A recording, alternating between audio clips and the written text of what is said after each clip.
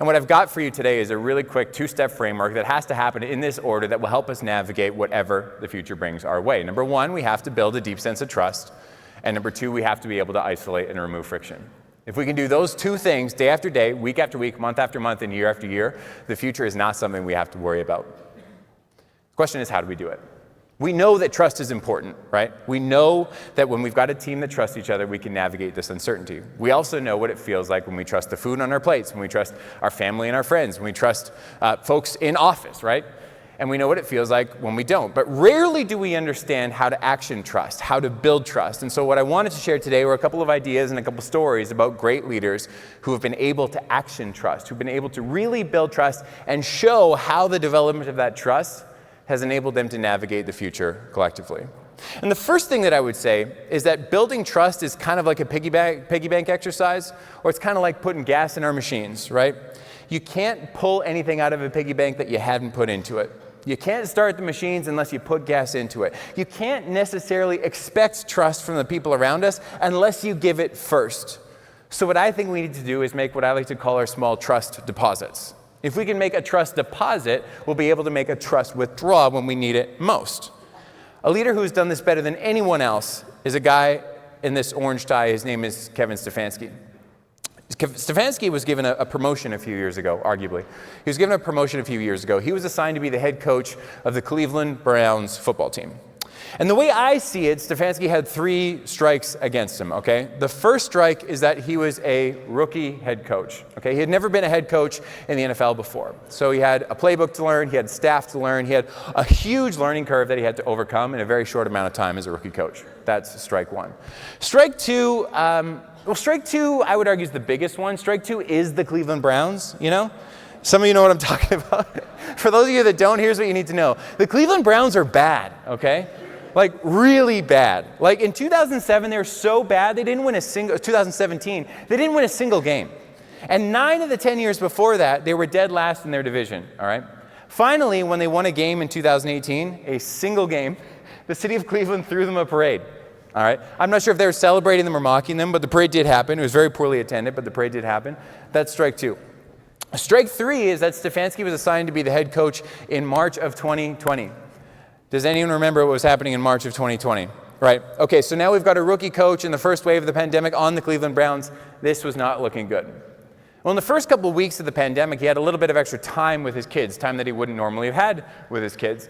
And so, you know, he'd read them bedtime stories and toss the ball in the backyard with them and things like that. But what he did one night is he put the books away before bed and started to have a different conversation with his kids that he wouldn't have normally had with them. He would ask them questions that were a little more open-ended, questions like, what problems do you want to solve, or what difference do you want to make in the world?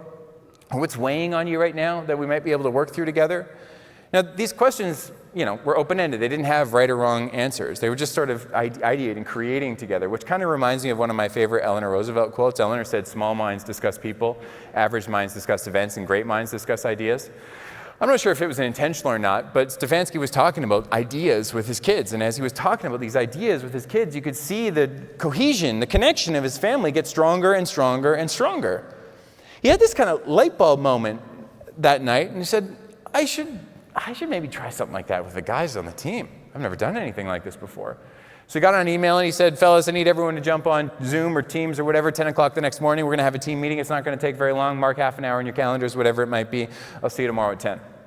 So sure enough, that next morning at 10, 55 tiles popped up on the Zoom screen, and Stefanski shared with his team the epiphany that he had the night before. He said to the team, he said, fellas, I realized something last night.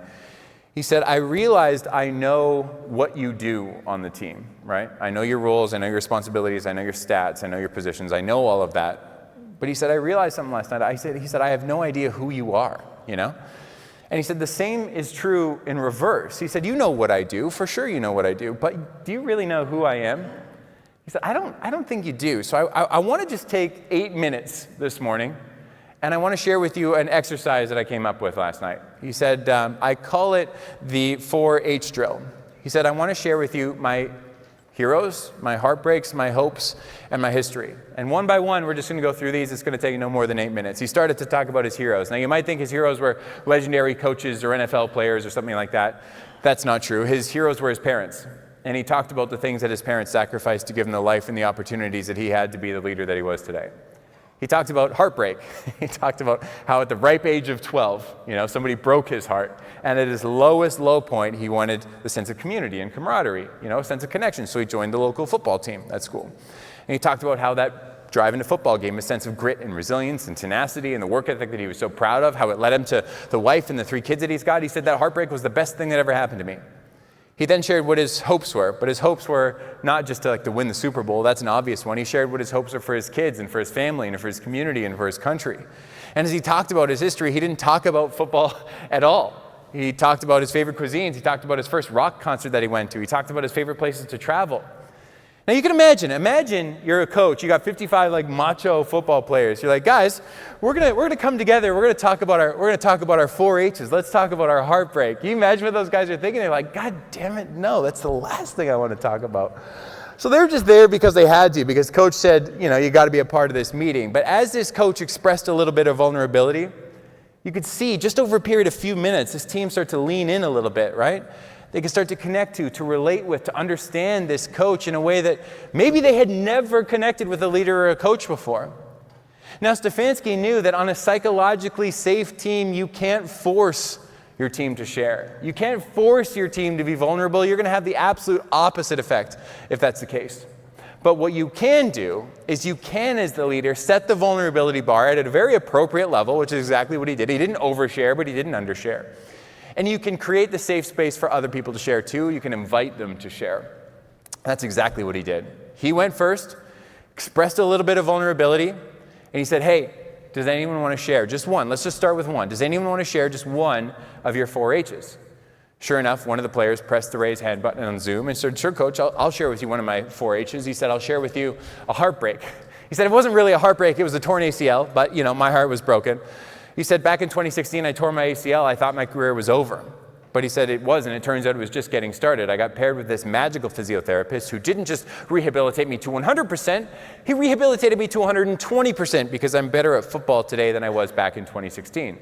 But he said, but coach, that's not the best part. The best part is that I got paired with this magical physiotherapist who, he actually became the best man at my wedding. I got married 8 months ago and I gained a best friend in the process too. Another player pressed the raise hand button and said, sure, coach, I'll share with you one of my hopes. He said, it's not really a hope, it's more of a personal mandate now. He said, my father left my mother and I when I was 3 years old, and my mother had to take on a second job to keep a roof over our heads and food on our plates. He said, I'll never be able to fully repay my mother to give her the transformation in her life that she gave me in mine, but I'm going to do all I can to have a similar impact. So I bring as much of my paycheck, as much of my salary back to my mother, and just, it's been incredible to see what she's been able to do with it. Not only has she been able to transform her life, but she's such a beacon of hope and of transformation and of optimism that she's been able to transform the community around her too. He said, I thought that my passion and my purpose was football. He said, I love my job, but holy, I love to see my mother do the great work that she does with the resources that she now has. It's just incredible. Now, one by one, other players started to share one of their 4 H's, to the point where it started to go so well that Stefanski had to put a stop to things. He said, you guys, you're talking over each other way too much. I can't hear what anyone has to say. Let's put a pin in it for now and come back tomorrow. And they did. And they came back the next day, and the next day, and the next day, and the next day. You could see the roots of this team grow into the ground, the foundation become rock solid, to the point where, fast forward to September, it was a brand new Cleveland Browns team that took the field. A team that the NFL hadn't really seen in, forget years, maybe even decades. It was Stefanski's goal to win a game or two that year. Well, that year they won 11 games. They made it to the playoffs for the first time in 17 years, and they won a playoff game for the first time in 28 years. Incredible. Stefanski, the rookie coach on the Cleveland Browns in the first wave of the pandemic, he won Coach of the Year that year for the incredible work that he did to turn that team around. And it wasn't the only time he won Coach of the Year for that transformation either. Now, after they finally lost in the second round of the playoffs, he went off to the press conference, stood behind the podium, expecting to get grilled by the journalists. The journalists didn't really grill him at all. They just wanted an answer to a simple question. They said, Stefanski, what was your secret? How did you turn this team around in such a short amount of time as a rookie coach?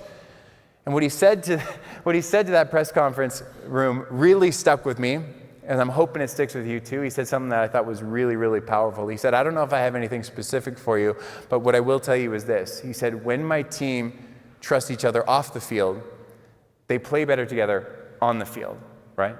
I'm going to say that one more time. When my team trusts each other off the field, they play better together on the field. My question for you is, do you know who your team is off the field so that we can play better together on the field?